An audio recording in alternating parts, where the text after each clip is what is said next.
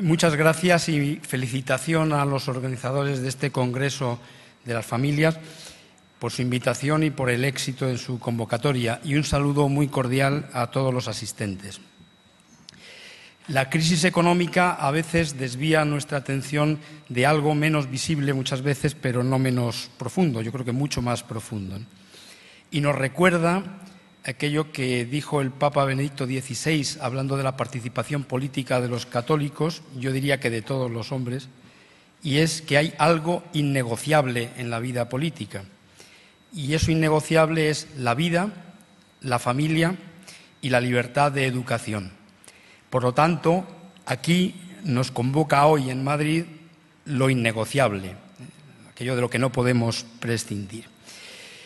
Y tengo que hablar de las agresiones, de los ataques que sufre precisamente esto que es innegociable, la familia. Y el primer ataque que sufre tiene que ver con el mismo concepto, con la suplantación de lo que verdaderamente es una familia por otras cosas. Por eso me gusta decir que la familia es la institución de la vida, es decir, aquella institución que tiene como finalidad la procreación y, como consecuencia de eso, la educación de los hijos, la ayuda mutua y el cuidado de los que más lo necesitan en la primera etapa de la vida y en la última. Por lo tanto, todo lo que no sea eso será valioso, respetable, pero no familia. Y esa, ya digo, es la primera agresión que sufre. Ahora, hablamos de agresiones o ataques, pero ¿quién ataca? Claro, podemos hablar en primer lugar de agresiones perpetradas desde los poderes públicos, y de eso voy a hablar. Pero hay que recordar que en las sociedades democráticas esos poderes públicos cuentan, al menos teóricamente, y no solo, con el respaldo de grandes mayorías sociales.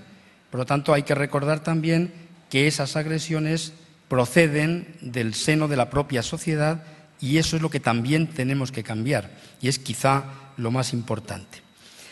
Muy brevemente enumeraré algunas, podríamos añadir otras, pero si hemos definido a la familia como la institución de la vida, comprenderán por qué incluyo entre esos ataques cosas que a veces no se consideran como agresiones a la familia. En primer lugar, el aborto. La aceptación social del aborto es uno de los mayores desastres morales de las últimas décadas. Es una gran tragedia moral. Pero que además haya pasado que en algunas legislaciones como la española se haya transformado de un delito en un derecho, es una transformación de incalculables consecuencias, sobre todo educativas, aparte de la barbarie que entraña en sí mismo. No me detengo más porque tengo poco tiempo, lógicamente. La eutanasia, en segundo lugar, también tiene que ver con las familias. El progreso de las medidas eutanásicas, la legalización de la eutanasia. ¿Por qué? Porque al fin y al cabo también es una de las tareas fundamentales de las familias el cuidado de la vida en su etapa terminal. Y parece que la eutanasia no cuida precisamente eso, o lo hace de una forma un tanto peculiar. Hay también agresiones que proceden del ámbito de la ciencia y de la medicina y que parecen bien intencionadas en principio, muchas veces con propósitos terapéuticos. Me refiero a la experimentación con embriones, a la clonación terapéutica y a otras experiencias, ¿no? Tengo que decir que para mí la ciencia carece de límites morales, es decir, la libre investigación del hombre carece de límites. Lo que sí tiene límites morales son los medios para adquirir esos conocimientos y la aplicación que de ellos se haga. Por lo tanto, que no se vea en esto ningún tipo de freno o cortapisa al avance de la ciencia y de la medicina. Pero sí hay que recordar que no todos los procedimientos son moralmente válidos en defensa de la vida y para la curación. Tiene que ver con la vida, tiene que ver, por lo tanto, con la familia. En cuarto lugar, el divorcio. Ya no me refiero al divorcio en general, que mejor o peor está aceptado en la inmensa mayoría de las legislaciones de los países occidentales. Me refiero a un paso más que se ha dado, al menos en España, y es la facilidad con la que se concede el divorcio, convirtiendo al matrimonio en un mero contrato y además en uno de los de más fácil resolución, porque basta la declaración de una de las partes de que ya no hay matrimonio para que se rompan. Eso me parece también una grave agresión a la familia. En quinto lugar, la educación, es decir, la intromisión de los poderes públicos en el contenido moral y religioso de la educación. Eso entraña, aparte de una vulneración de muchas constituciones, una intromisión en uno de los fines sagrados de las familias, que no lo tienen exclusiva, por otra parte, pero sí le pertenece muy esencialmente y sobre todo en los primeros años de la vida de los niños, ¿no?, que es la educación.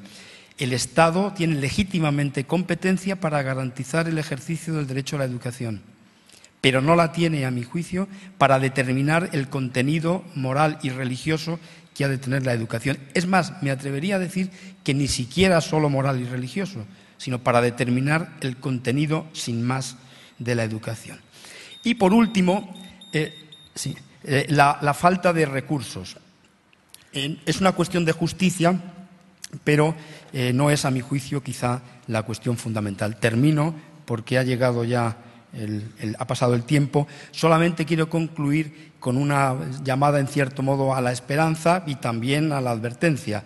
Gobiernos y mayorías parlamentarias intentan hoy ejercer una especie de poder espiritual, determinar el contenido de lo que es bueno o malo.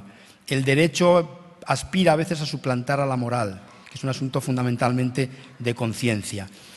Si conocemos este proceso y somos conscientes de él, debemos enfrentarnos, por supuesto que de forma, intelectual y dialogante, a él. Tenemos que defender lo innegociable: la vida, la familia y la educación. Muchas gracias.